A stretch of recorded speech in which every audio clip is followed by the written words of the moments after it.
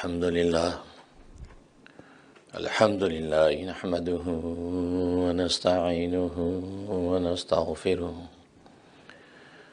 ونؤمن به ونتوكل عليه ونعوذ بالله من شرور أعمالنا من يهده الله فلا مضل له ومن يضلله فلا هادي له ونشهد أن لا إله إلا الله وحده لا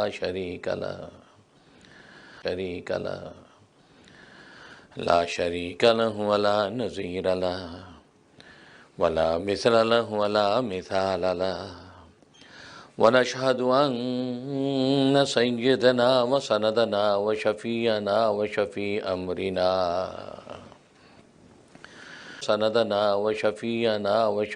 أمرنا وحبيبنا وحبيب ربنا ومولانا محمدا عبده ورسوله أرسله الله إلى وداعيا إلى الله بإذنه وسراجا منيرا أما بعد فأعوذ بالله من الشيطان الرجيم بسم الله الرحمن الرحيم خلق الإنسان علمه البيان صدق اللہ۔ بزرگان محترم، برادران عزیز اور میری اسلامی بہنیں، اللہ تبارک و تعالیٰ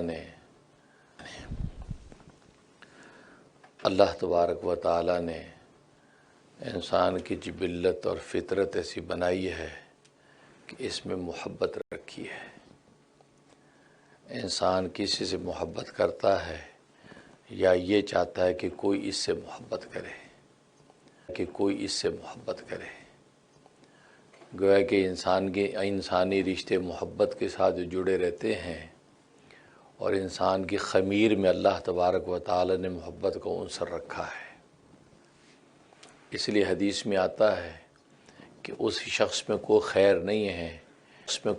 نہیں ہے کہ جو کسی سے محبت نہ کرتا ہو اور نہ کوئی اس سے محبت کرتا ہو۔ تو معلوم ہوا کہ محبت یہ خود انسانی خصلت ہے، انسانی فطرت ہے۔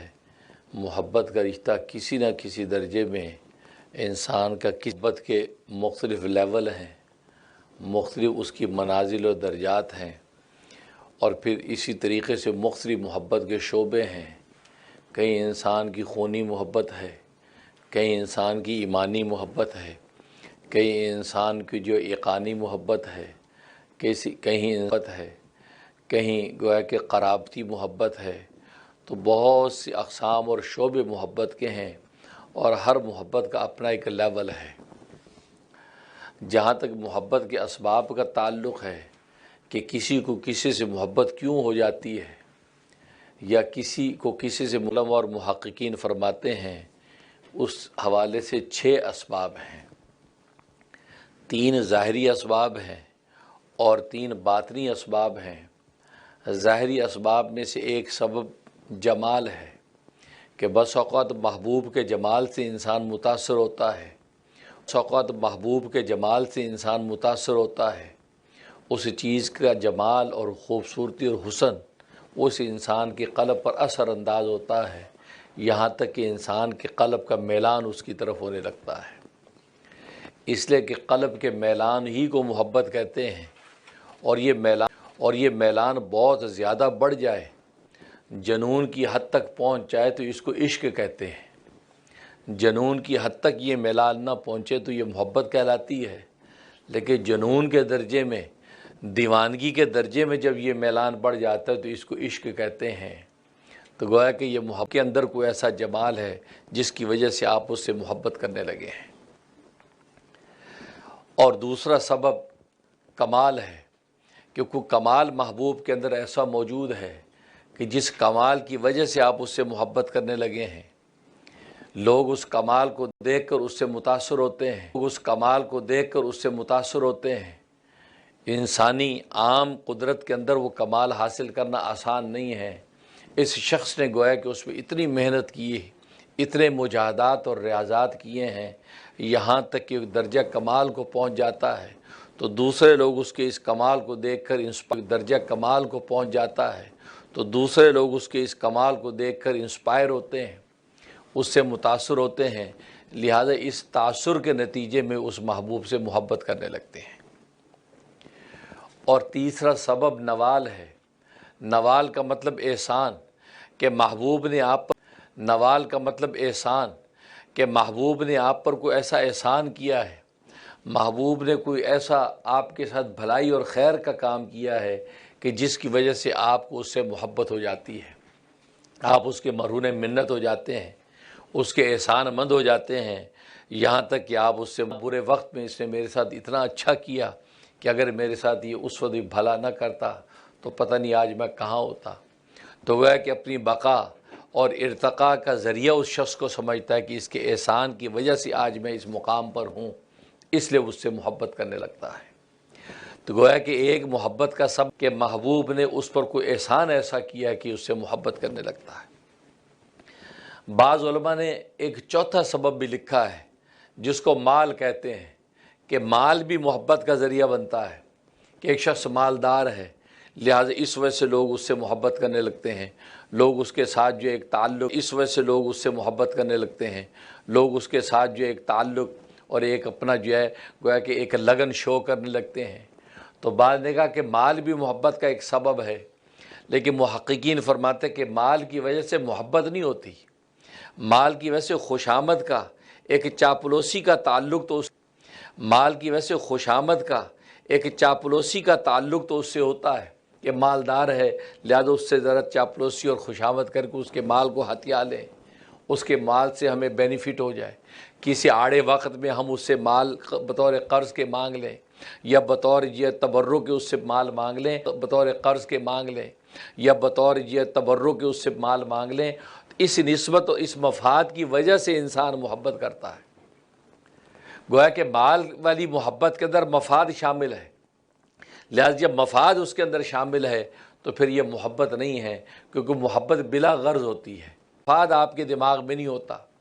ہاں لیکن یہ کہ مال کی صورت میں ظاہر ہے کہ آپ کے سامنے ایک غرض ہوتی ہے، اس وجہ سے محبت کرتے ہیں۔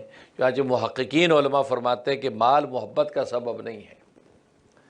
یہ تو تین ظاہری سبب ہیں، تین باطنی سبب ہوتے ہیں۔ تین باطنی سبب ملا سبب علم ہے، کہ اس محبوب کے پاس اتنا علم ہے کہ اس کے درجے کا کسی کے پاس علم نہیں ہے، انتہا درجے کا علم، منتہا علم کا اس محبوب کو حاصل ہے، یا کسی بھی درجے کا علم اس کو حاصل ہے۔ تو علم کے اس گویا کہ بلند پرواز کی وجہ سے انسان اس سے علم کے اس گویا کہ بلند پرواز کی وجہ سے انسان اس سے محبت کرنے لگتا ہے۔ دوسرا قدرت ہے، کہ وہ محبوب اس قدر طاقتور اور قادر ہے، بہت سی امور پر اس کی پوری دستر و اقتدار حاصل ہے، اس وجہ سے اس سے محبت کرنے لگتے ہیں۔ اور تیسرا سبب بے عیب ہے، اس کے اندر کوئی ظاہری اور باطنی عیب نہیں ہے، ہر طرح کے عیب اور نقص سے بالکل پاک ہے۔ تو یہ تین باطنی اسباب، تین ظاہری اسباب، کل یہ 6 اسباب ایسے ہیں، ان 6 اسباب کی وجہ سے یہ شخص کسی شخص سے محبت کرنے لگتا ہے۔ یہ 6 کے 6 اسباب بدرجہ عتم کس کے اندر موجود ہیں۔ بدرجہ عتم کا مطلب یہ ہے کہ یہ اسباب جس ایسی شخصیت کے اندر، ایسی ذات کے اندر موجود ہوں کہ اس سے اوپر اب کسی کے اندر نہیں، اس کا جمال ایسا کہ اس کی کوئی انتہا نہیں، اس کا کمال ایسا کہ اس کی کوئی انتہا، اس کا علم ایسا کہ اس کا کوئی منتہا نہیں، اس کی قدرت ایسی کہ اس کا کوئی کنارہ نہیں، اس کا بے عیب ہونا ایسا ہے کہ اس کا کوئی جو وہ منتہا نہیں ہے۔ یہ جب ہم اس پر غور کرتے ہیں تو صرف ایک ذات ہمیں نظر آتی ہے، وہ اللہ تبارک و تعالیٰ کی ذات عالی ہے۔ اللہ کی ذات ایک ایسی ذات ہے، اس کا جمال ایسا کہ ساری کائنات کو جمال جس نے بانٹے ہوں، اس کے اپنے جمال کا عالم کیا ہوگا۔ اس کا کمال ایسا کہ دنیا کے اس مٹی کے بنے انسانوں کے اندر کمال تقسیم کر دیں تو انسان جو ہے عروج و بلندی معراج کو پکڑ لیتے ہیں، تو انسان جو ہے عروج و بلندی معراج کو پکڑ لیتے ہیں، اس کے اپنے کمال کا عالم کیا ہوگا؟ اس کا نوال ایسا کہ بے لوث لوگوں کو عطا کرتا ہے، یہاں تک کہ اپنے چاہنے والوں کو بھی دیتا ہے، اپنے نہ چاہنے والوں کو بھی دیتا ہے، اپنے ماننے والے مومنین کو بھی عطا کرتا ہے، اور اپنے منکرین کرنے والوں کو بھی عطا کرتا ہے۔ نوال احسان ایسا ہے کہ ایک ایسا دریائے رحمت ہے کہ وہ بہتا چلا جاتا ہے، جو چاہے اس کے اندر ہاتھ دھو لے، جو چاہے اس کے اندر ڈبکیاں لگا کے خوب غوطے لگائے، اس کا نوال ہے۔ تو وہ کہ جمال اعلیٰ، کمال اعلیٰ، نوال اعلیٰ، ایسے درجے کا کمال و نوال اور ایسا جمال کسی دوسرے کے اندر نہیں ہے۔ لہذا مستحق محبت کا کون ہے؟ وہی ذات ہے کہ جس کے اندر یہ کمال موجود۔ اور ادھر علم کو دیکھیں تو علم ایسا کہ اللہ عالم، پیغمبروں کی زبانوں سے بھی یہی نکلا کہ اللہ عالم، اللہ ہی سب سے بڑا علم والا ہے۔ پیغمبروں کی زبانوں سے بھی یہی نکلا کہ اللہ عالم، اللہ ہی سب سے بڑا علم والا ہے۔ حالانکہ پیغمبر کو اللہ تبارک و تعالیٰ ایسی علم الاولین والآخرین عطا کرتے ہیں کہ جس کا کوئی جو ہے منتہا نہیں ہے۔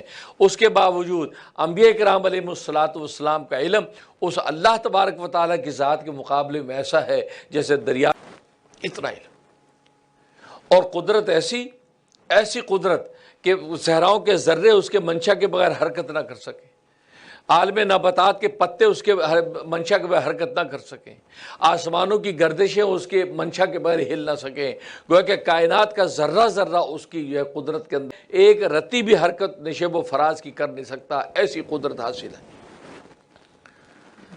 اور بے عیب ایسا کہ عیب کا سوال ہی نہیں ہے۔ ہاں اس نے مخلوق پیدا کی، مخلوق کے اندر عیب بھی ہیں، ان میں خوبیاں بھی ہیں، نقص بھی ہیں، ان میں جب وہ گویا کہ کوالٹیز بھی ہیں، ان کا کوئی عیب نہیں ہے۔ تو دیکھو یہ 6 اسباب محبت اللہ تبارک و تعالیٰ کی ذات کے اندر جس درجے کے اندر موجود ہیں، اس درجے میں کسی دوسرے میں موجود نہیں ہے۔ چنانچہ دنیا کی کسی چیز سے محبت کرنے والا سب سے پہلے تو اس بات کی طرف مخاطب ہوتا ہے کہ تو دنیا کے اس محبوب سے کیوں محبت کرتا ہے، اس لیلا سے کیوں محبت کرتا ہے کہ لیلا خوبصورت ہے، یہ لیلا با کمال ہے، لیلا با جمال ہے۔ تو گویا کہ اس وجہ سے محبت کرتا ہے۔ تو جس مولا نے لیلا کو پیدا کیا ہے اس مولا کے کمال و جمال کا عالم کیا ہے؟ جب لیلا کی محبت میں آج تو گرفتار ہے تو پھر کمال کا عالم کیا ہے؟ جب لیلا کی محبت میں آج تو گرفتار ہے تو پھر اسی وجہ سے تجھے گرفتار ہونا، تو مولا کی محبت میں گرفتار ہو جا، پھر تو سمجھ میں آئے گا کہ واقعی تو نے جو کسوٹی اور معیار متعین کر رکھا ہے محبت کا کہ جمال ہے تبھی میں محبوب سے محبت کرتا ہوں، تو اس کہ جمال ہے تبھی میں محبوب سے محبت کرتا ہوں، تو یہ جمال دیا کس نے ہے؟ یہ جمال عطا کس نے کیا ہے؟ اور پھر یہ جمال تو فانی ہے، یہ تو عارضی ہے۔ جوانی کی چند گویا کہ بہاریں ہیں تو جمال ہی جمال ہے، بڑھاپا شروع ہوتا ہے وہ جمال وہ ڈھلنا شروع ہو جاتا ہے، وہ نہ وہ جمال، نہ وہ رعنائی، نہ حسن، نہ خوبصورتی، کچھ باقی نہیں رہتا۔ نتیجہ یہ کہ آپ کی محبتیں بھی آہستہ آہستہ ٹھنڈی ہوتی چلی جاتی۔ لیکن اللہ تبارک و تعالیٰ کی ذات ایسی ہے کہ جو اول بھی ہے، آخر بھی ہے، اس کا نام اول بھی ہے، اس کا نام آخر بھی ہے، وہ ظاہر بھی ہے کہ حسن و جمال کا عالم یہ کہ جو کبھی بھی ڈھلنے والا نہیں ہے، بلکہ اس کے حسن و جمال کے اندر روز بروز رنائی بڑھتی رہتی ہے۔ ایسی ذات تو اللہ تبارک و تعالیٰ سے محبت، تو محبت اگر اس وجہ سے کرتا ہے تو سب سے پہلے مخاطب ہے کہ اس اللہ سے محبت کرے۔ تبھی حدیث میں آتا ہے اے لوگو، کیوں؟ اس وجہ سے وہ تمہیں کھانے کو دیتا ہے، تمہیں غذا دیتا ہے۔ اسے ظاہر ہے کہ بقا، وجود، یہ بقا بھی اسی سے ہے، ارتقا بھی اسی سے ہے، اس وجود کا گویا کہ پیدا ہونا بھی اسی سے ہے۔ اللہ تبارک و تعالیٰ نے اس انسان کو پیدا کیا، پیدا ہونے کے بعد اس کو باقی رہنے کے سامان بھی عطا کیے، اس کو غذائیں بھی دی، اس کو دوا کیے ہیں، سب کچھ اللہ تبارک و تعالیٰ اس کو دیتا ہے۔ لیکن اس کا سب سے بڑا سبب اس کے وجود کی بقا کا غذا ہے۔ غذا کی وجہ سے جو بچہ پیدا ہوا، پیدا ہونے کے بعد اس کی اس جسم کی نشو و نما غذا کے ساتھ ہوتی ہے، اللہ تبارک کے بعد اس کی اس جسم کی نشو و نما غذا کے ساتھ ہوتی ہے، اللہ تبارک و تعالی اس کو غذا دینا شروع کر دیتا ہے۔ غذا دینا شروع کر دیتا ہے۔ اسے نبی فرماتے تم اللہ سے محبت اس وجہ سے کرو کہ وہ تمہیں غذا دیتا ہے، تمہیں کھانے کو دیتا ہے۔ آج دنیا کے اندر کوئی دسترخوان بچھا کر آپ کو کھانا کھلا بڑی مہربانی، بلکہ دعا دیتے ہیں اللہم آتم من آطعمنی، اے اللہ تو اس کو کھلا جسے مجھے کھلایا، اس کو کھلا جسے مجھے کھلایا، اور اس کو پلا جسے مجھے پلایا ہے۔ تو گویا کہ آپ اس کو دعا دیتے ہیں، حالانکہ اس نے جو دسترخوان بچھایا، جو غذا کے ماکولات و مشروبات رکھے ہیں، وہ مالک نہیں ہے، وہ تو گویا کہ تقسیم کرنے والا ہے۔ مالک اللہ تبارک و تعالیٰ کی ذات ہے۔ اس کو تو اللہ تبارک و تعالیٰ نے ایک ذریعے کے طور پہ استعمال کیا ہے، اس کے راستے سے اللہ نے آپ کو رزق دیا، تو جس نے دیا ہے تو سب سے پہلے اس کا شکر کرنا ہے۔ تبھی تو مومن کہہ دیتا ہے الحمدللہ الذی، تبھی تو مومن کہہ دیتا ہے الحمدللہ الذی اطعمنی ھذا الطعام ورزقنیہ من غیر حول منی ولا قوہ، الحمدللہ الذی اطعمنا وسقانا وجعلنا من المسلمین۔ تو گویا کہ اللہ تبارک و تعالیٰ کو شکر کرتا ہے کیونکہ اللہ نے غذا دی ہے، کو شکر کرتا ہے کیونکہ اللہ نے غذا دی ہے۔ تو نبی نے فرمایا کہ اللہ سے محبت کیا کرو اس وجہ سے وہ تمہیں غذا دیتا ہے، اور دوسری وجہ کیا بیان فرمائی، اور اس وجہ سے محبت کیا کرو کہ وہ مجھ سے محبت کرتا ہے، وہ مجھ سے محبت کرتا ہے، یعنی میں تمہارا نبی ہوں، نبی آخر، یعنی میں تمہارا نبی ہوں، نبی آخر الزماں ہوں، امام المرسلین ہوں، سید الرسل ہوں، مجھ سے وہ محبت کرتا ہے، اور میں تم لوگوں کا نبی تمہارے لے کر روز قیامت میں شافع بھی بنوں گا۔ دنیا میں میرا وجود کی وجہ سے اس کائنات کو وجود بخشا گیا، وہ جب مجھ سے محبت کرتا ہے، لہذا میں اگر تو گویا کہ اللہ سے محبت کے دو سبب، ایک وہ تمہیں کھانا دیتا ہے، غذا دیتا ہے، دوسرا وہ مجھ سے محبت کرتا ہے، اس وجہ سے تو مجھ سے محبت کیا کرو۔ تو معلوم ہوا کہ محبت جو ہے یہ ایسی بنیادی چیز ہے کہ انسان کی فطرت ہے، انسان کو کسی نہ کسی سے محبت کرنی ہوتی ہے۔ آپ سے محبت کرتا ہے، اس کو اپنے آپ سے محبت ہے، اپنے جان سے محبت، اپنے وجود سے محبت، اپنے پہننے اوڑھنے مجھ سے محبت، وہ اپنی ہی محبت کے اندر ہے۔ تو نبی فرماتا نہیں، یہ محبت نفسی، یعنی اپنے آپ سے محبت کر لینا یہ کافی نہیں، ہاں کسی سے دوسرے سے محبت کرو، محبت کا جو راز تمہیں دیا یہ دوسروں کے اندر تقسیم کرو، دوسرے سے محبت کرو، یا کم سے کم تم اس مقام پر فائز ہو جاؤ، علم و قدرت کے، حسن و جمال کے، نوال و احسان کے اس مقام پر فائز ہو کہ لوگ تم سے محبت کرنے لگے۔ لیکن محبت کے رشتے ٹوٹنے نہ پائیں، محبت کے رشتے قائم رہنے چاہیے، محبت کے رشتے ٹوٹنے نہ پائیں، محبت کے رشتے قائم رہنے چاہیے۔ تو گویا کہ اللہ تبارک و تعالی نے اس حقیقت کو واضح کر دیا کہ انسان کی نیچر محبت ہے، اور اس محبت کے نتیجے میں اللہ تبارک و تعالی اس شخص کو اپنی قربت کے منازل طے کرواتے ہیں، اور جب قربت کے منازل وہ طے کرتا تو اس پر اسرار کھلتے ہیں، راز کھلتے ہیں۔ جیسے کسی کو آپ نے محبوب نہیں بنایا، کسی سے اپنے محبت آپ نے نہیں کی، تو آپ اس کے بارے میں کچھ نہیں جانتے، سرسری جانتے فلاں صاحب ہیں یا فلاں حسینہ ہے، لیکن جب آپ کو اس سے محبت ہو گئی، محبت کی اس سے قربتیں بڑھنے لگی، وہ مہر میں راز ہو گیا، آپ اس کے مہر میں راز ہو گئے، راز کھلنے لگے۔ بالکل اسی طریقے سے جب اللہ تبارک و تعالی سے انسان محبت کرتا ہے تو قربتیں بڑھنے لگتی ہیں، گویا کہ قربتیں بڑھتی ہیں، نزدیکیاں بڑھ جاتی ہیں، انسان اللہ کا مہر میں راز ہونے لگتا ہے۔ اب اللہ تبارک و تعالیٰ اپنے اسرار اور راز ہونے لگتا ہے، اب اللہ تبارک و تعالیٰ اپنے اسرار اور راز اوپر کھولتے ہیں۔ جو یہ دنیا میں ہوتا نظر آتا ہے اس کے پیچھے راز کیا ہے، یہ جو میں نے کیا اس کا راز کیا ہے، اس کے اسرار کیا ہیں، مخفی و پوشیدہ اس کے جو حقائق کیا ہیں، یہ اللہ تبارک و تعالیٰ بندوں پر کھولنے لگتے ہیں، تبارک و تعالیٰ بندوں پر کھولنے لگتے ہیں۔ چنانچہ انبیاء اکرام علیہ الصلوۃ والسلام ہیں، صدیقین ہیں، شہداء ہیں، صالحین ہیں، یہ اپنے اپنے درجے کے اعتبار سے جن کو اللہ تبارک و تعالیٰ کی قربتیں ملتی ہیں تو اللہ تبارک و تعالیٰ ان پر اسرار کھولتے ہیں، اور یہ اسرار تبارک و تعالیٰ ان پر اسرار کھولتے ہیں، اور یہ اسرار 5 طرح کے اسرار ہیں، 5 طرح کے راز ہیں جو اللہ تبارک و تعالیٰ اپنے بندوں پر کھولتے ہیں۔ بعض اسرار اور راز تو وہ ہے جو ناقابل بیان ہے، وہ بیان کرنے کے قابل نہیں، بیان نہیں کیے جاتے، اور انبیاء اکرام علیہ الصلوۃ والسلام ہیں۔ وہ اسرار نبیوں پر کھول دیتے ہیں، لیکن نبیوں کو آگے بیان کرنے کی اجازت نہیں دیتے کہ کسی کو بیان نہیں کرنا، کیونکہ سامنے والوں کی قربتیں اس درجے کی نہیں ہیں جیسی قربتیں مجھے اور تمہیں حاصل ہیں۔ جیسے دنیا کے اندر کسی کا کوئی محبوب ہو، اس محبوب کی قویں دوسروں پر کھلے ہوئے نہیں، دوسروں پر کھلے ہوئے نہیں ہیں، اور اسرار ایسے اگر بیان بھی کیا جائے تو سامنے والے سمجھ نہیں سکتے۔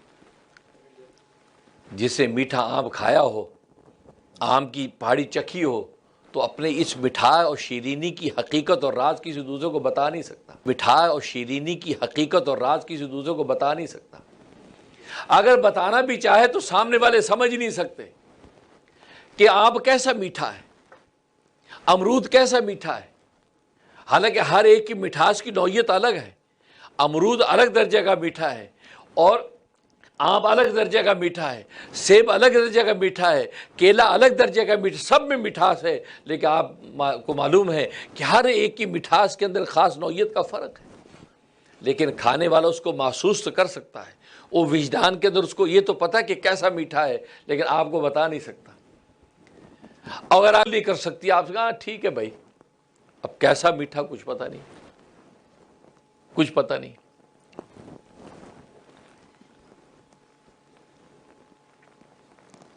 اگر کوئی بتا دے تو پھر ہماری مثال کیا ہوتی ہے؟ حضرت حکیم الامت مجدد ملت، حضرت حکیم الامت مجدد ملت مولانا اشرف علی تھانوی رحمہ اللہ تعالیٰ نے ایک حکایت لکھی ہے، اور حضرت تھانوی رحمۃ اللہ علیہ کا یہ کمال تھا، یہ قصے اور حکایتیں بیان کر کے بڑے بڑے گہرے مسائل حل کر دیتے تھے۔ فرمایا ایک نابینا حافظ جی تھے، فرمایا ایک نابینا حافظ جی تھے، جیسے ہمارے ملکوں میں چکو دیہاتوں میں نابینا حافظ جی بچے پڑھا رہے ہیں۔ اب نابینا حافظ جی کی دعوت کی کسی نے پڑوس میں کہ حافظ جی ہمارے گھر آپ کی دعوت ہے۔ تو ٹھیک ہے،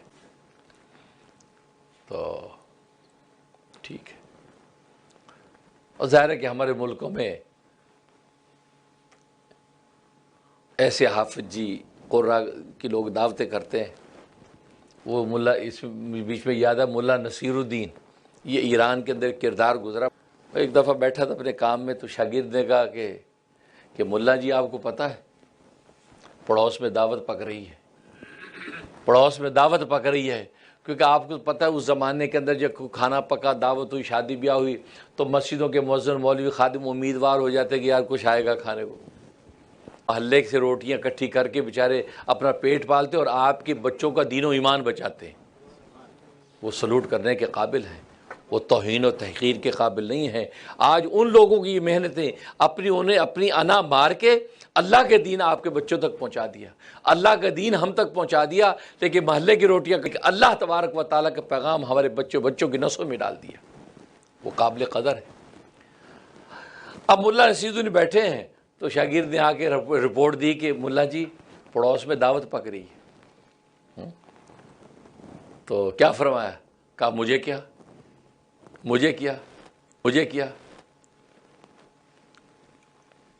پکتی رہے، مجھے کیا، میرا کیا مطلب اس سے؟ فرمایا مجھے کیا؟ تو شاگرد نے کہا نہیں، میں نے سنا وہ آپ کو بھی بلائیں گے، آپ کو بھی بلائیں گے۔ فرمایا تجھے کیا؟ پھر تجھے کیا؟ تو بات وہی ہے۔ تو دعوت ہوتی ہے تو کہتے کہ وہ پنجابی میں کہتے کہ ملا جی دعوت پکی، پھر تینوں کی یہ مینوں کی، کہ جو سنیا تونوں بھی سدن گے، تو پھر میں پھر تینوں کی، مطلب تو بیچ میں کہاں سے آ رہا ہے بھائی؟ کی دعوت پہ چلے گئے۔ اب جناب دسترخوان لگ گیا، اب کھیر تقسیم ہونے لگی، تو شاگرد سے پوچھا کی پکیا بھائی، کیا پکا ہے؟ مجھے بٹ رہا کیا پکا ہے؟ کہتے جی حافظ جی کھیر ہے۔ کھیر؟ اچھا حافظ جی نابینا حافظ جی نہیں کھائی ہوگی کبھی کھیر، نہ دیکھی ہو؟ کہتے کھیر کیوں جی ہوندی ہے؟ کیسی ہوتی ہے؟ پنجابی میں کیوں جی ہوندی؟ کہتے بگی ہوندی، بگی چٹی ہوندی، وائٹ ہوتی ہے، بگی ہوندی۔ पंजाबी में कहा, मतलब चिट्टी होंदी वाइट, कहता बग्गी होंदी है, बग्गी। अच्छा, नाबीना को उसको क्या पता बग्गा यानी वाइट कलर कैसा है। नाबीने को कहा कि बग्गी चिट्टी किवें होंदी है, कहते बगले तरह चिट्टी होंदी है, कहते बगले तरह चिट्टी होंदी है। बगला एक बगला जानवर है, एक परिंदा होता है जो बतख नहीं होती बड़ी वाइट, कहते बगले तरह चिट्टी होंदी है, बगले तरह। अब उन्होंने बगला भी क्या देखा था, कहते बगला की भी होता है। अब उसने शागिर्द ने बगला बना के दिखाया, यूं वो लंबी सी गर्दन होती है उसकी, करके हाफिज जी का हाथ फिरवाया, कहते जी ऐ बगला होता है, यूं करके। हैं एकदम का मैं नहीं खाता है दावत, ये तो गले झटक जानी है, ये तो बड़ी टेढ़ी टेढ़ी है, ये गाड़स। यही मिसाल हज़रत थानवी बयान फरमाते हैं। आज अगर अल्लाह के राजों को आप उसको बता देंगे जो उसका अहल नहीं है, वो यही फैसला करेगा यार ये क्या बात हो गई भाई। जैसे हाफिज जी ने कह दिया वो तो बड़ी टेढ़ी टेढ़ी खीर गले अट गया, नहीं मैं नहीं खाता। बिल्कुल ये बात है, अल्लाह के असरार अगर, बिल्कुल ये बात है, अल्लाह के असरार अगर खोले इज्जत नहीं है। और आज की सोशल मीडिया और दुनिया के अंदर जो वट वाय का जो रिवाज पैदा हो गया, ये अल्लाह के असरार और राजों के अंदर जब हाथ डालने लगे तो समझ में नहीं आया, तो नतीजा है कि गुमराह हो गए। अब नहीं आया तो नतीजा है कि गुमराह हो गए।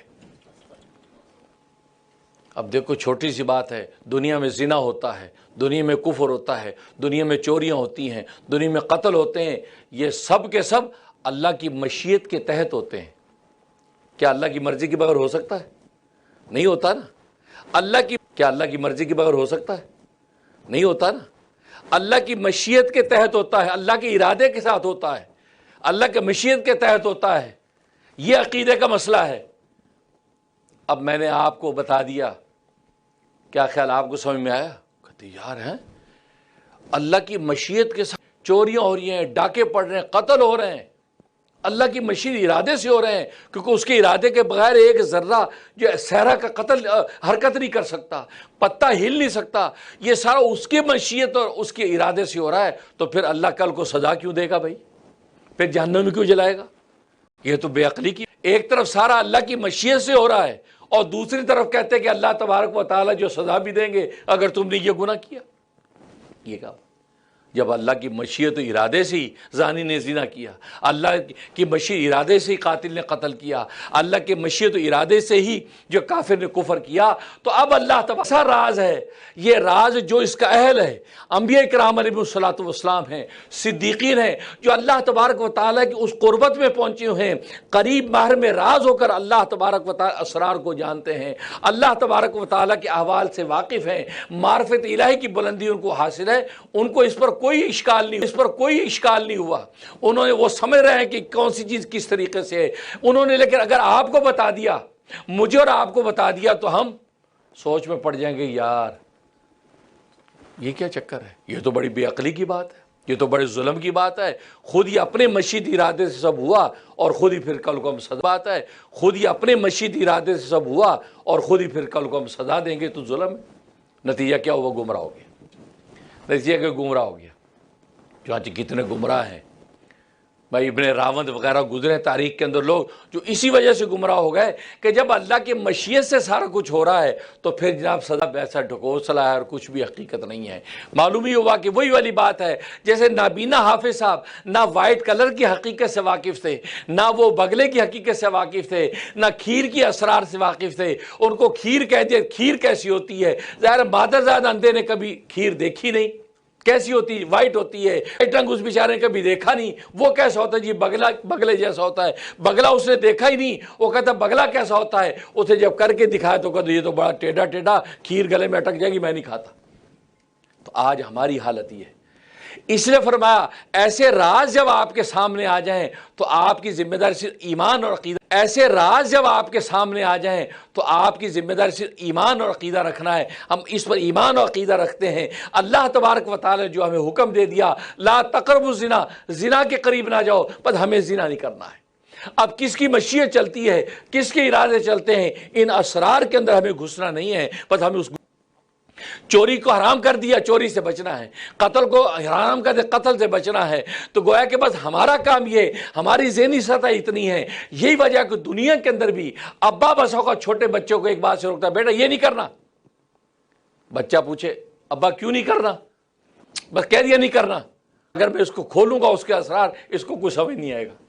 ایسا ہوتا ہے نا، ابا دوبارہ ڈانٹ کی کہتا ہے، اس کے اسرار اور حقائق کوئی نہیں بیان کرتا، نہیں بیٹا ادھر آ بیٹھو، اب سبق پڑھائی شروع، بسم اللہ الرحمن الرحیم، بیٹا اصل میں یہ ہے، وہ کچھ نہیں کہتا، بیٹھ جاؤ، ہٹو پیچھے، یہ کہتا ہے نا۔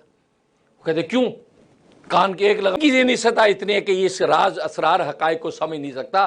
تو جب ابا دنیا کے اندر اپنے بیٹے کو ڈانٹ کر بٹھاتا اس کے اسرار کھولتا نہیں، تو ربا کو حق نہیں ہے کہ اپنے اسرار تمہیں بیان نہ کرو، تمہیں ڈانٹ کے کہہ دے کہ لا تقربوا الزنا، زنا کے قریب نہ جاؤ، چوری کے قریب نہ جاؤ، قتل نہ حق نہ کرو۔ تو گویا کہ اللہ کو بھی کفر نہ کرو، تو گویا کہ اللہ کو بھی کفر نہ کرو، اللہ کو گناہوں سے روکنے کا اسی طرح حق ہے جیسے ابا کو اپنے بچے کو روکنے کا حق ہے۔ اور بچہ اس کے پر عمل کرنے کا پابند ہے، اس کے حقائق اسرار نہیں پوچھتا ہے۔ تو معلوم ہے کہ بعض وہ اسرار ہیں کہ جو تو قابل بیان ہی نہیں ہیں، وہ اسرار ہیں کہ جو تو قابل بیان ہی نہیں ہیں، جس کی مثال میں نے دی تھی، روح کی حقیقت کیا ہے۔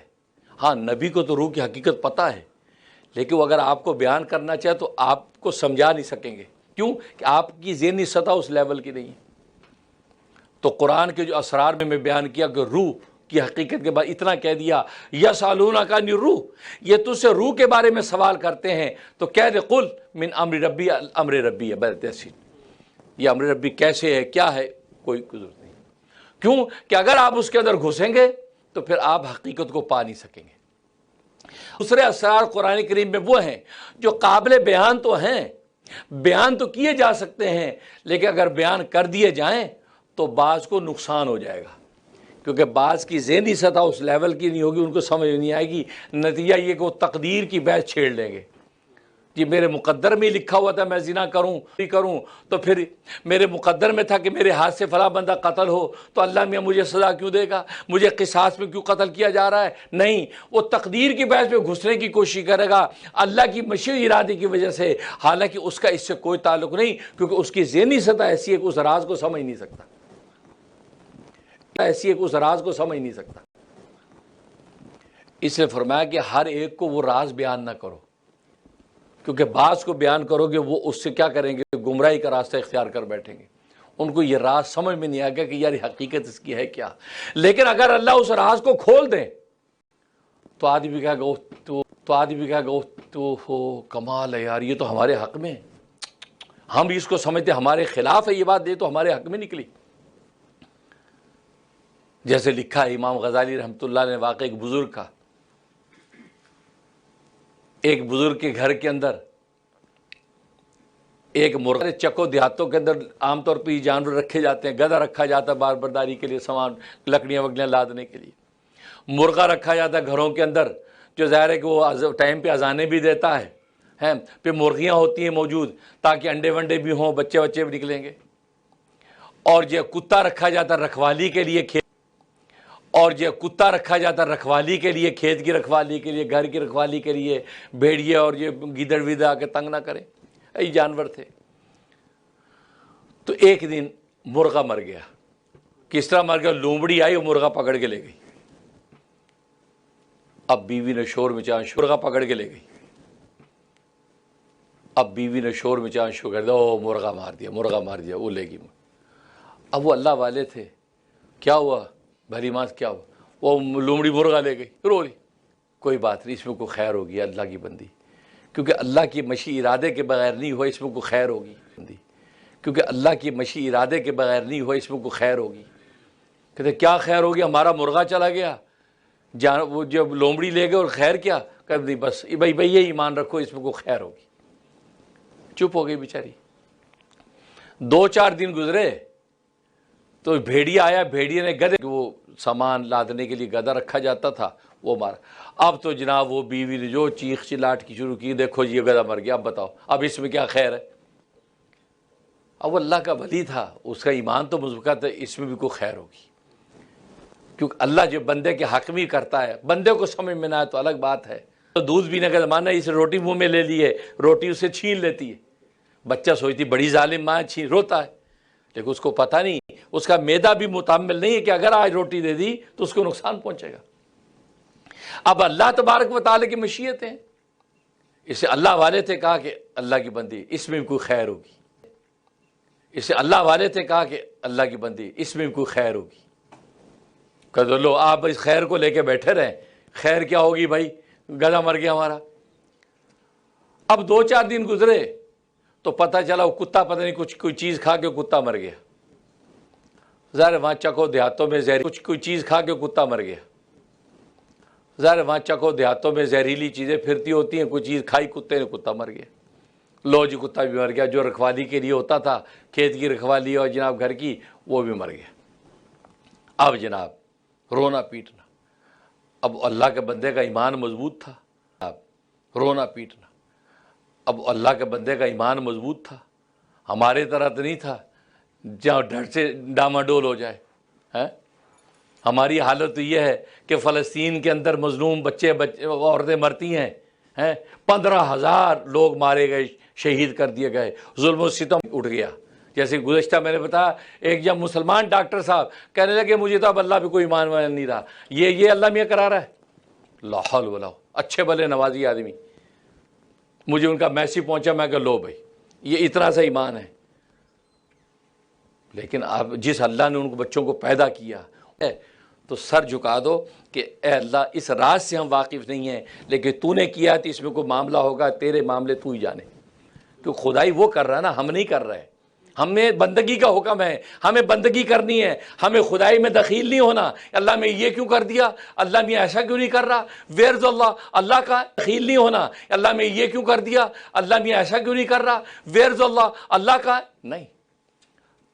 آپ کے ذمہ کیا لگایا اللہ نے، آپ اپنی کام میں لگے رہیں، آپ کے ذمہ لگائے نمازیں پڑھیں، عبادت کریں، خدمت کریں، اس میں لگیں۔ اگر طاقت ہے کہ جاؤ ان مجاہدین کے ساتھ شامل ہو کے آپ بھی میدان میں آ جائیں، اس میں لگیں۔ اگر طاقت ہے کہ جاؤ ان مجاہدین کے ساتھ شامل ہو کے آپ بھی میدان میں آ جائیں۔ آپ اپنا کام کریں، آپ اللہ سے یہ پوچھیں کہ اللہ میاں آپ کہاں ہیں بھائی، یہ کیا ہو گیا، ٹھیک۔ تو نتیجہ کہ ایمان ہمارے اتنے سے ہیں۔ اب وہ اللہ والے تھے جب بیوی نے کہا لو بھائی، اب وہ اللہ والے تھے جب بیوی نے کہا لو بھائی اب بتاؤ کون سی خیر ہے، تینوں جو چیزیں تھی ہمارے نفع کی ساری مر گئیں، اب کون سی خیر رہ گئی؟ ان کا بھلی مانس اس میں بھی کوئی خیر ہی ہوگی، بس اللہ کی مشیت کے بغیر ہوتا کچھ نہیں ہے، بس صبر کر، صبر۔ اس میں بیچاری چپ ہو گئی۔ اب کیا، وہ دشمنوں نے حملہ کر دیا، پڑوس ملک کے دشمنوں نے حملہ کر دیا، اور حملہ کر کے سارے شہر جو ہے تخت تاراج کر دیے، یہاں تک کہ وہ جو بستی تھی اس بستی کے لوگوں کو کہ مال و اسباب لوٹ لیے، اور بستی کے گھر کے جتنے لوگ تھے مرد عورتوں ان کو غلام اور لونڈیاں بنا کے لے گئے۔ صرف یہ اللہ والے کا جو گھر والا اس کی بیوی وہ گھر میں بچ گئے، باقی ساری بستی کے لوگوں کو گرفتار کر کے لے گئے، سارا مال اسباب لوٹ لیا۔ تو پتہ یہ چلا کہ یہ کیسے بچ گئے اور وہ کیسے پکڑے گئے۔ ہوا یہ کہ جیسے اس لشکر نے حملہ کیا گاؤں پر، قصبے پر، تو کسی کے گھر میں کتا تھا تو کتا بھونکنے لگ گیا، اور سب جو لوگ یہاں گدھا ڈھیچو ڈھیچو کرنے لگ گیا، وہ اس کے اندر گھس گئے۔ کس جگہ مرغا تھا وہ پھڑپھڑانے لگ گیا اور اب جو اذانیں دینے لگ گیا، نہیں دیا کہ اس کو پکڑا۔ تو گویا کہ یہی چیزیں جو اسباب زندگی تھی وہ اسباب ہلاکت بن گئیں، اور دشمن انہی گھروں پہ حملے کیے اور لوگوں کو غلام اور باندی بنا کے لے گئے۔ اس کے گھر کی تینوں چیزیں پہلے کیے اور لوگوں کو غلام اور باندی بنا کے لے گئے۔ اس کے گھر کی تینوں چیزیں پہلے مر چکی تھیں، گھر میں نہ کتے کی آواز تھی، نہ گدھے کی ڈھیچو ڈھیچو تھی، نہ مرغے کی پھڑپھڑاہٹ تھی، بالکل خاموشی تھی۔ انہوں نے سوچا یہاں کوئی بھی نہیں رہتا، لہذا اس گھر کے اندر کوئی گھسا نہیں اور لشکر چلا گیا، اور یہ دونوں کے دونوں زندہ سلامت باقی بچ گئے۔ تکبیر، تکبیر، اللہ اکبر۔ اللہ کے رازوں کو کون جانتا؟ اگر ہم علمی درجے میں ایقان و ایمان بھی رکھیں کہ اللہ تیرا راز تو ہی جانے اور سچا ہے تیرا راز، ہم اس پہ ایمان رکھتے ہیں، ہمیں کوئی اعتراض نہیں ہے۔ یہ بھی اگر شو کر لیں گے ایمان و ایقان، اللہ اس پر بھی ایمان اتنا کہ وہ جھٹ سے اعتراض شروع کر دیتے، جی یہ کیوں ہو گیا۔ یہ خاص طور پہ یہ نوجوان ہمارے یوتھ لونڈے کالج یونیورسٹیوں میں کالے گوروں کے ساتھ، مسلمان کافروں کے ساتھ ان کے اٹھر بیٹھ گئے، وہی پوچھتے ہیں you are Muslim? Yes. Where is Allah? فلاں جگہ کیا ہو گیا؟ وہ مر گئے، وہ مر گئے۔ نہیں ان کے اللہ ایگزسٹ، اللہ وہ مر گئے نہیں ان کے اللہ ایگزسٹ، اللہ ہے، جہاں ہے اللہ ہے. یہ کیوں ہوا؟ اللہ کی مرضی، Allah knows. I don't know, I am servant of Allah. میں اللہ کا نوکر ہوں. نوکر آقا کے راز کیسے پتہ لگا سکتا ہے؟ دنیا کے اندر نوکر کو آقا کے راز پتہ نہیں ہوتے. وہ اس سے اگر پوچھ رہے ہو کہ بھائی بادشاہ وقت جانے، میں تو غلام ہوں، میں تو میرا کام چائے پلانا، پانی دینا، صفائی کرنا، اب مجھ سے تو بادشاہ کے راز پوچھ رہا ہے؟ نہیں بھائی، آئی ایم سرونٹ. بس یہی جواب ہے کہ بھی ہم تو اللہ کے نوکر ہیں، اللہ کے بندے ہیں، ہم کیا جانے اس بادشاہ کے راز. نوکر نہیں پہچان سکتا تو بادشاہوں کے بادشاہ کے راز ایک بندہ کیسے پہچان سکتا ہے؟ باقی جو کہ صحیح کیا اس نے، یس بالکل، اس نے اپنی حکمت کے مطابق کیا. حکمت، کیونکہ اللہ کا نام صرف رحیم نہیں ہے. اور جی اللہ نے یہ ظلم کیوں ہونے دیا؟ اللہ تو بڑا رحیم ہے. بھائی نیرا رحیم نہیں ہے، اللہ کے ایک نام حکیم ہے، یہ کیسے ظلم ہو گیا؟ اللہ بڑا رحیم ہے. فلسطین کے اندر 15,000 مسلمان کیسے شہید ہو گئے؟ اللہ تو بڑا رحیم ہے. کہاں ہے بھائی اللہ رحیم کے ساتھ حکیم بھی ہے، حکمت والا بھی ہے. اس کی ہر کام میں کوئی حکمتیں ہیں، کوئی مصلحتیں ہیں، کوئی راز و اسرار ہیں. اس کا نتیجہ اسی طرح ظاہر ہوگا جیسے اس واقعے کے اندر بنتا ہے. ہمارا کام، ہم بندے، ہمارا کام ایمان لانا ہے کہ اللہ تبارک و تعالیٰ کا راز، ہم اس پہ ایمان رکھتے ہیں. اللہ کی مشیت کے بغیر کچھ نہیں ہے، وہ جانتا ہے. کیوں ایسا ہوا وہ جانتا ہے. اس کا رزلٹ یہ ویٹ کرو، انتظار کرو. جیسے قرآن میں خود بھی اللہ کہتا ہے فانتظروا، انتظار کرو. انا معکم من المنتظرین، میں بھی تمہارے ساتھ انتظار کرتا ہوں. تو انتظار کرو. انا معکم من المنتظرین، میں بھی تمہارے ساتھ انتظار کرتا ہوں. انتظار کرو، جیسی چیز حقیقت سامنے آئے گی تم کو کہ سبحان اللہ آمنا وصدق. جیسے موسیٰ علیہ السلام کے مقابلے میں آنے والے جادوگر، ان کے سامنے جیسے اسرار کھلے، سجدوں میں گر گئے. سجدوں میں گر گئے. کہاں وہ مقابلہ کرنے آئے؟ 72,000 72,000 جادوگر، مجیشن 72,000 ایک اکیلے موسیٰ کے مقابلے میں آ گئے. جب ان پر راز کھلا، اللہ اکبر، پیغمبر نے کہا پہلے تم دکھاؤ اپنا. موسیٰ آپ پہلے اپنا کمال دکھائیے. انہوں نے یہ دعوت دی تھی. بس اللہ تبارک و تعالیٰ کو یہ عقیدت اور محبت، یہ عقیدت جو تھی موسیٰ کی، یہ پسند آ گئی. یہ بات یاد رکھو، یہ چھوٹی چھوٹی چیزیں ہوتی ہیں، اللہ کو پسند آ جائیں، اللہ اس پر فیصلہ کر دیتے ہیں. انہوں نے موسیٰ کو یہ اعزاز میں یہ کہا کہ سر آپ فرسٹ، یو آر فرسٹ، آپ پہلے دکھائیے اپنا جو بھی دکھانا ہے. بھائی یہ جو بات انہوں نے کہہ دی تھی ایٹیکیٹس کے طور پہ، بطور احترام کے، تو اللہ کو یہ ادا پسند آ گئی. اللہ تبارک و تعالیٰ ان کے ایمان کا فیصلہ کر دیا. اس لیے دنیا کی معاشرت چھوٹی چھوٹی چیزوں کا خیال رکھا کرو، پتہ نہیں کس ادا پر اللہ تبارک و تعالیٰ کی رحمت آ جائے. جب یہ کہا تو موسیٰ علیہ السلام نے نہیں آپ لوگ پہل کریں، آپ بسم اللہ کریں. کہ ٹھیک ہے، اوکے. گویا کہ موسیٰ کی اجازت کے ساتھ اب انہوں نے بسم اللہ کی. انہوں رسیاں ڈال دیں، ایسی رسیاں ڈالیں. اللہ کی انہوں رسیاں ڈال دیں، ایسی رسیاں ڈالیں. اللہ اکبر. حدیث میں آتا ہے کہ سارے کے سارے سانپ بن گئے، سانپ بن گئے. اور روڈ پتھر جو تھے وہ بچھو بن گئے، موذی جانور بن گئے. پورے ہزاروں لاکھوں سانپ بچھو وہ دوڑ رہے موسیٰ کی طرف. خوف کا عالم کیا ہوگا. حضرت موسیٰ علیہ السلام ایک دفعہ کو ٹھٹکے کہ یہ کیا ہو گیا، اتنا سانپ، یہ، اور یہاں تک کہ مٹی کے ذرے تک موذی جانور بن کے دوڑ رہے ہیں. اللہ تبارک و تعالیٰ نے فرمایا کہ ڈرو نہیں موسیٰ، اپنا عصا پھینک دو. عصا پھینک دو. کرنے نہیں آئے، یہ مجھ سے مقابلہ کرنے آئے. تو میرا ہے، تو میرا نمائندہ ہے. اور نمائندے سے مقابلے کا مطلب یہ کہ خود مجھ سے مقابلہ ہے. ڈال دے. حضرت موسیٰ علیہ السلام نے عصا ڈال دی. اب اللہ نے اپنے راز کھولے.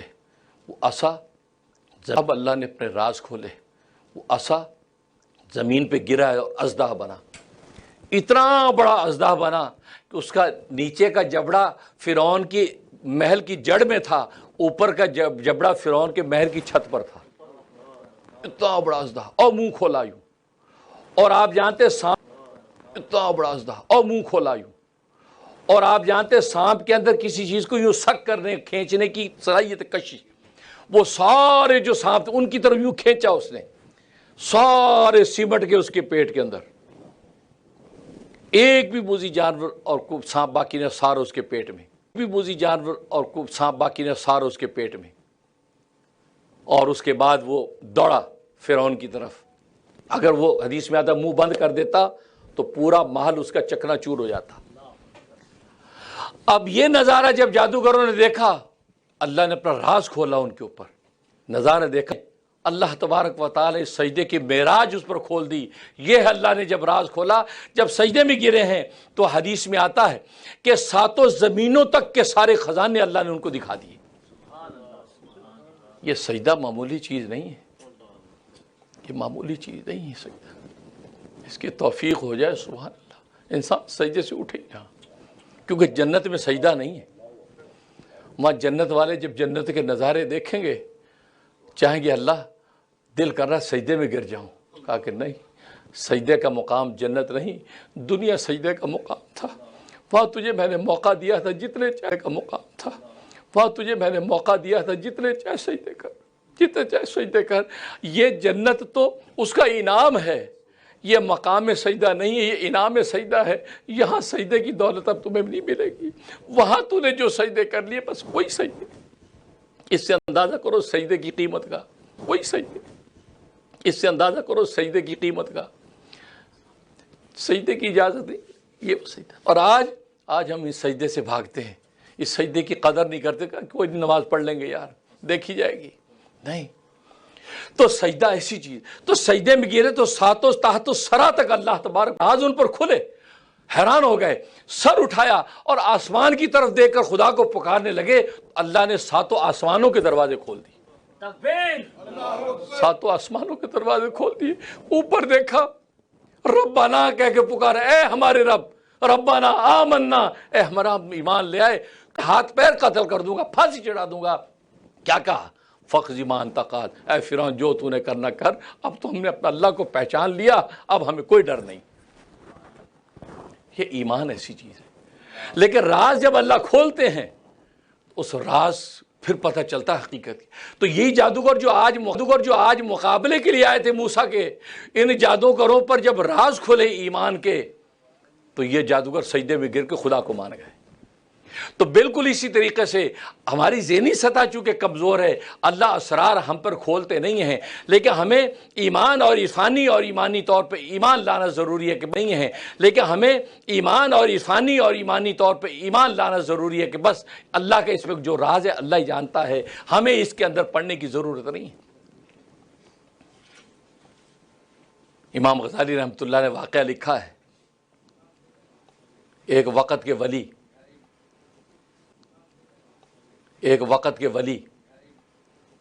بعض روایت میں آتے وقت کے پیغمبر تھے، ایک پہاڑ کی کھوک پہ بیٹھے رہتے تھے اور پہاڑ کے نیچے سے چشمہ پانی کا بہتا تھا، چشمہ پانی بہتا تو نظر آتا تھا، کوئی مسافر گزرتا چشمہ پانی کا، وہاں سے وضو کرتا، پانی پیتا آ رہا تھا۔ انہوں نے ایک دن ایک عجیب و غریب واقعہ دیکھا کہ وہ دیکھ رہے تھے، ایک شخص آیا اور آ کے اس نے وہاں پانی پیا، وضو کیا، اور یہ ہمیانی، یہ چمڑے کی ایک ہمیانی ہوتی تھی جس کے اندر پیسے ہوتے تھے، وہ ہمیانی جو چمڑے کی تھی اسے کھول کے زمین پہ رکھی، اس کے بعد اٹھ کے چلا گیا گھوڑے پہ بیٹھ کے، اور وہ ہمیانی پیسوں کی وہیں بھول گیا۔ اب یہ وقت کے پیغمبر دیکھ رہے ہیں، سارا نظارہ دیکھ رہے ہیں، اور وہ چلا گیا۔ تھوڑی دیر کے بعد ایک اور شخص آیا، وہ شخص بھی اس نے وہاں پانی پیا، چشمے سے پانی پینے کے بعد دیکھا کہ وہ ہمیانی پڑی ہے، اس نے دیکھا اس میں پیسے، چشمے سے پانی پینے کے بعد دیکھا کہ وہ ہمیانی پڑی ہے، اس نے دیکھا اس میں پیسے ہیں، اس نے لپیٹی اپنے گجے میں ڈالی اور وہ چلا گیا۔ ابھی چند لمحے گزرے ہیں، ایک اور شخص آیا، لکڑہارا بیچارہ، لکڑیوں کا گٹھا سر پہ ہے، وہ گٹھا اس نے رکھا ایک طرف، اور جب وہاں پانی پیا، اپنی وہ روٹی اور گڑ روٹی نکالی، وہ کھانا کھایا اور وضو شضو کر کے ابھی ایسے بیٹھا ہی تھا کہ وہ پہلا والا شخص واپس آیا جس کی وہ ہمیانی بھول گیا تھا۔ اس نے آ کے کہا کہ وہ بھائی میں یہاں پہ پیسے بھول گیا تھا۔ کہتے نہیں بھائی مجھے تو نہیں پتا، میں نہیں تیرے علاوہ ہے ہی کوئی نہیں، تیرے پاس ہے۔ کہتا نہیں بھائی مجھے تو پتہ ہی نہیں، یہاں ابھی کچھ بھی نہیں۔ وہ اس کے سر ہو گیا، پھٹا شروع ہو گیا، یہاں تک اس بندے نے تلوار نکالی اور نکال کے اس کو قتل کر دی، گردن اڑا دی۔